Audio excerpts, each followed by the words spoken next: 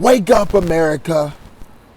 Depression is not a choice. It is a gift from God, and it is used to increase your long suffering, your dark poetic soul, the part of you that speaks and cries from the mountains, God, please save me, and Mama, please love me.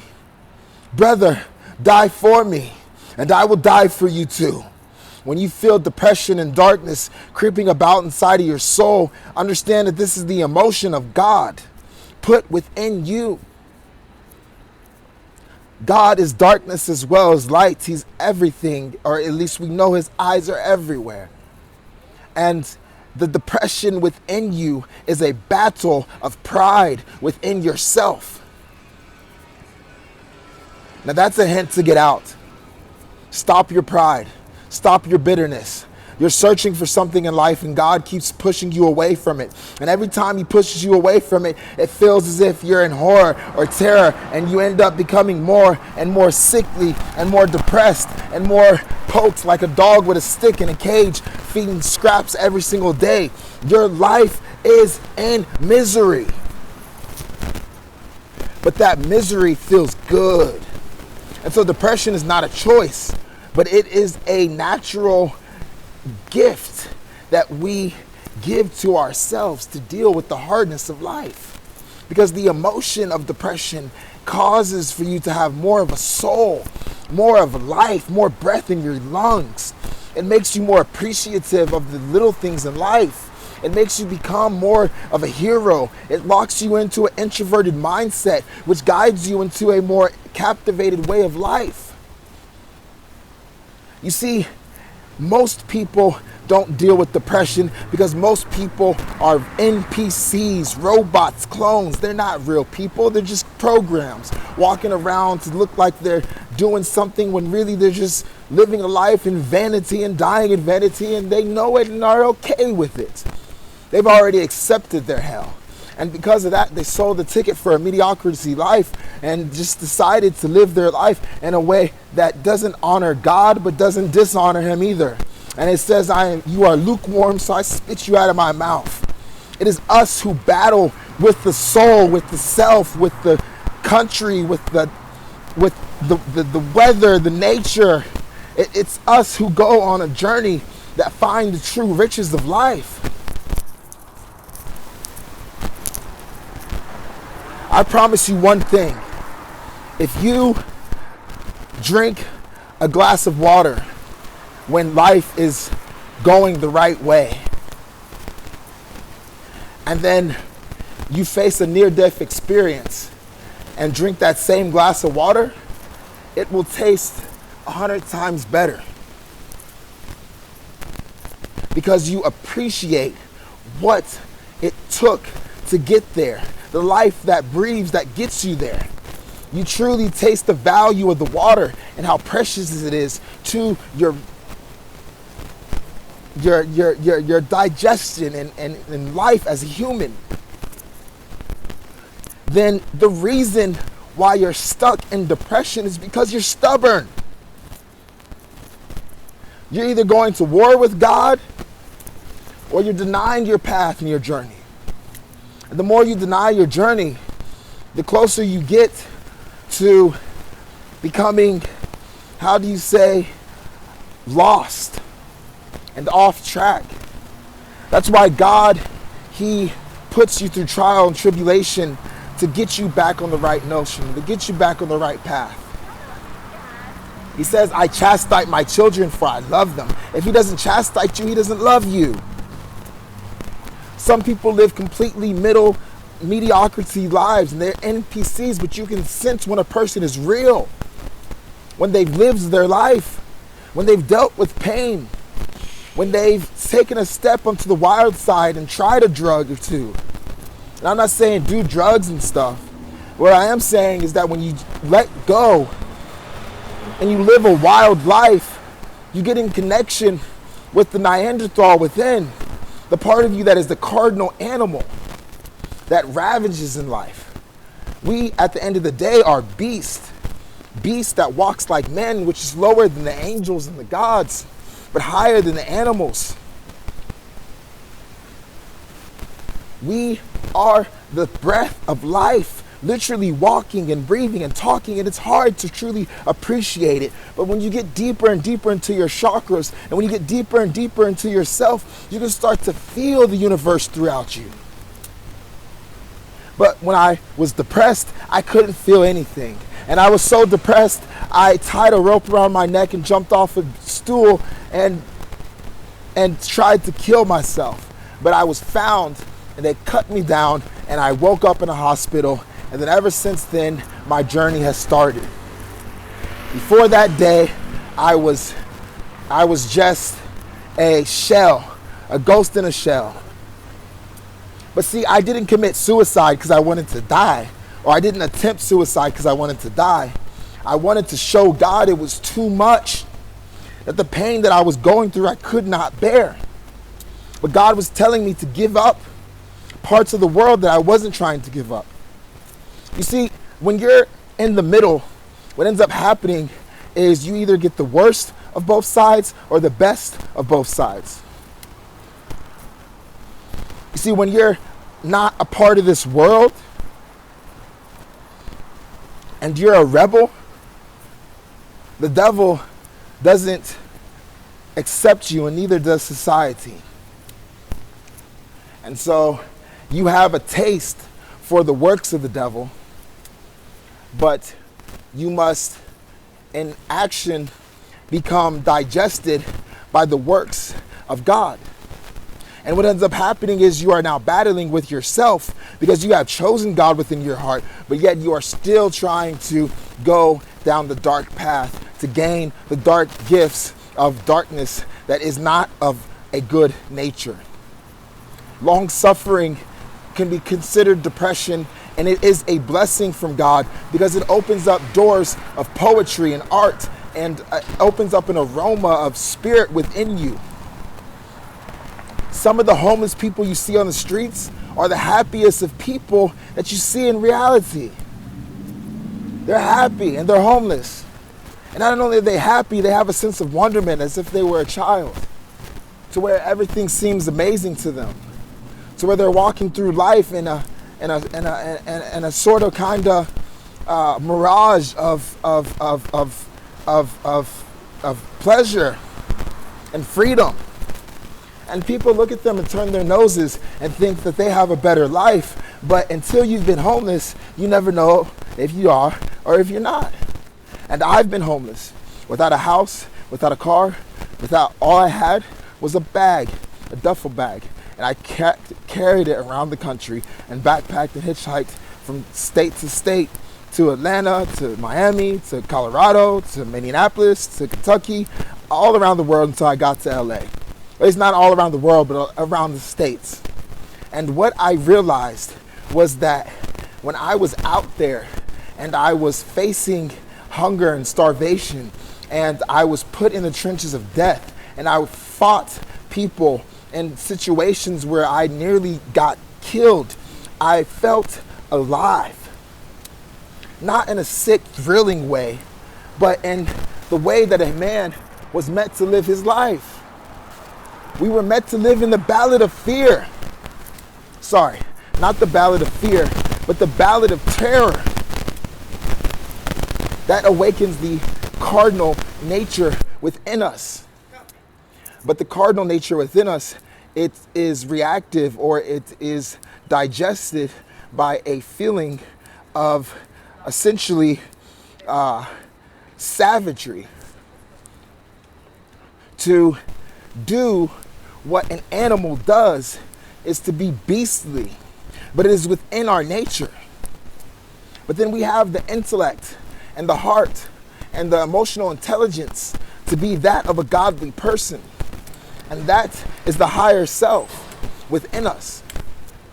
The problem is when your chakras are mistaken, or your brain is tricked, or you have a chip on your heart. I told God that I would stop fornicating and I would stop chasing after women when he finally blessed me with a wife. And I told him I'll marry her and never cheat on her, and I'll be the happiest man in the world, and I will do good and succeed. But I knew deep down inside that wasn't it, that I wasn't ready for a wife, and I wasn't ready for a type of commitment to that degree. And I had to die a little bit inside and become lost.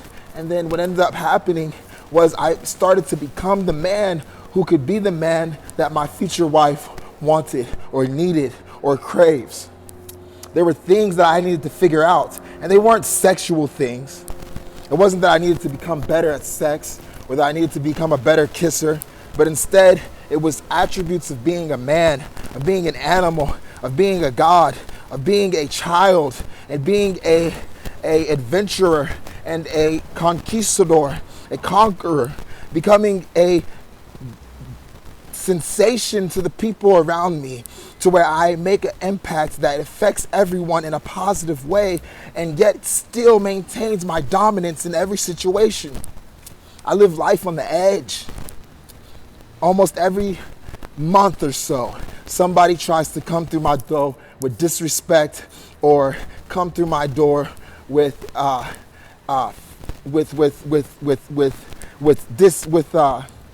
terror or trying to cause me fear. And I love it. I love it. I love it. I love it because I don't feel no fear. That's dead within me. I am just prepared. I'm ready. I'm vigilant. I'm alert. My fight or flight senses kick in and I become in tune with the present moment, and I'm ready to pop off, and I'm ready to defend, and I'm ready to run if that's what I need to do. My cardinal nature is intact within me, but is not controlling me like it was in my past. And it still has bursts. There's still times where I do things that my cardinal nature brings out. My beastly side, the side of me that craves sexual sensation, or the side of me that indulges in the company of certain pleasures. But at the same time, I have it much more in control. And when you become a man, you stop feeling emotion like you did when you were a boy, and you start becoming more enwrapped with strength and honor. And you become almost like you have liquor in your belly, or your belly's made of iron. You have an iron belly, and nothing can really penetrate through it, because when you become a man, you don't put up a defense. You don't put up shields. Instead, you naturally become a solid foundation within yourself. And, you stop relying on God. He's there, and He's guiding you and directing you. But again, to teach a man to fish or to give a man a fish. And God is going to teach a man to fish. So God is trying to teach us to be self-sufficient, but yet still follow in the ways of Him. And so as I went through my journey from suicide to homelessness to backpacking across the country, I became in touch with the life within me, and the Spirit took control. Because see, the Spirit is light, it's energy, it's positive frequency, it's the emphasis on the overall feeling or conjunction within us. The soul is the darkness, it's the emotion, it's the feeling. It's like a pot of stew cooking within us. It's like a thick cloud of cotton candy lying within us, and it connects more to the souls of darkness. And when you die, your soul goes to Sheol, but your spirit goes to heaven, and your being is separated until you are reborn again, or go through a long dirt nap until one is granted into the kingdom of heaven. You see, again, we warriors are the ones who deal with depression. It's always the strongest ones. You can tell when someone's depressed by looking at them. And what you should realize is that when you look at depressed people, it's always the strongest ones.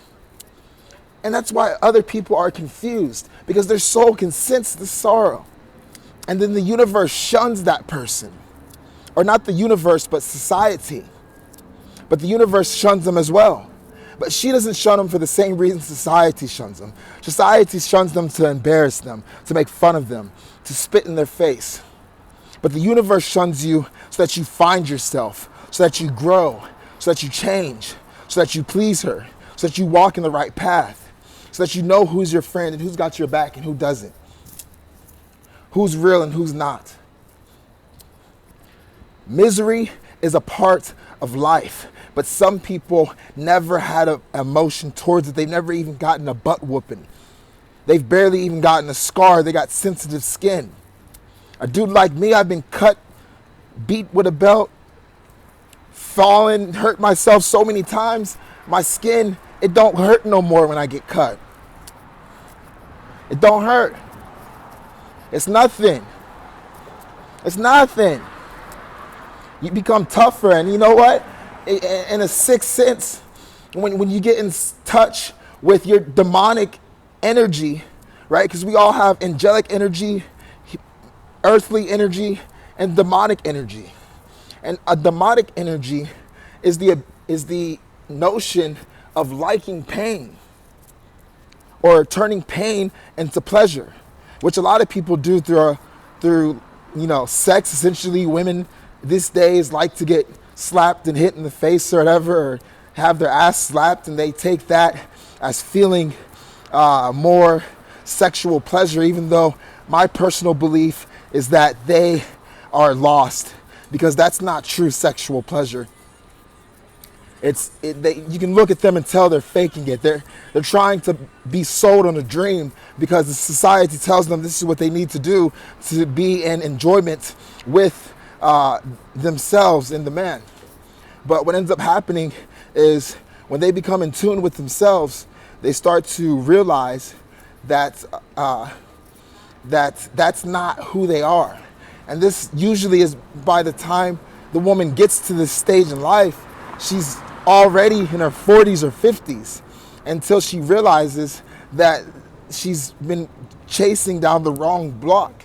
But this all goes back to the Garden of Eden and the forbidden fruit of knowledge. Them taking the forbidden fruit of knowledge was a representation of essentially the fall of innocence within them. For they understood good and evil, and not only understood it, but had the knowledge of it. And the knowledge of good and evil is the intricacy of how to use it and how it works. And with knowledge comes power, because knowledge teaches you how things work, how things are detailed. And it is the uses and the manufacturings of these things. And so now they had this information to literally manipulate life as if they were a god.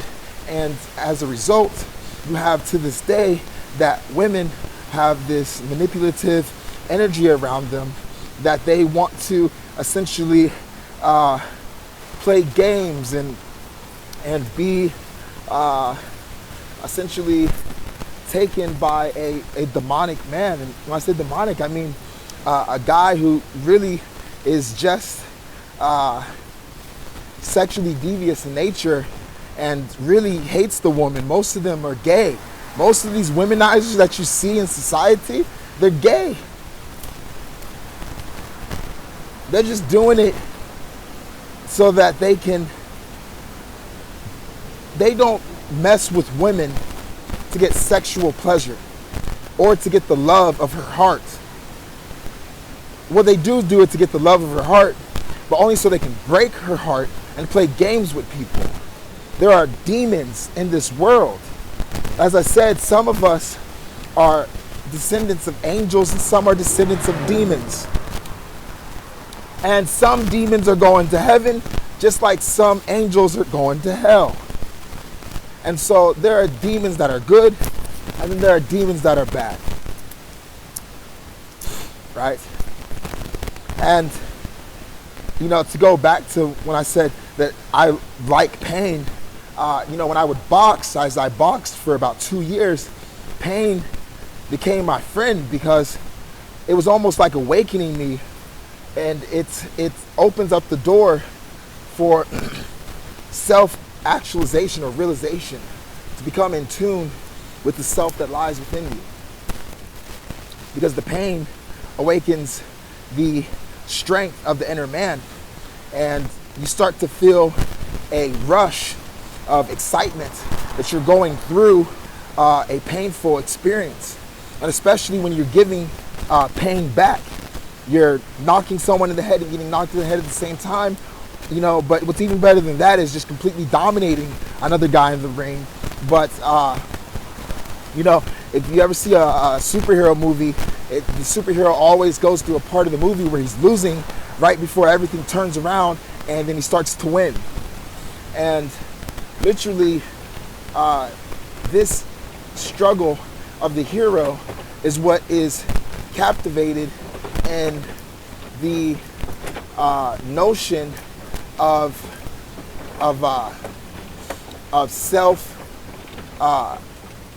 self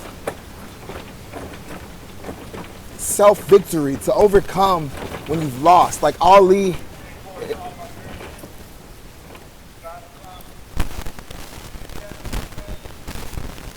it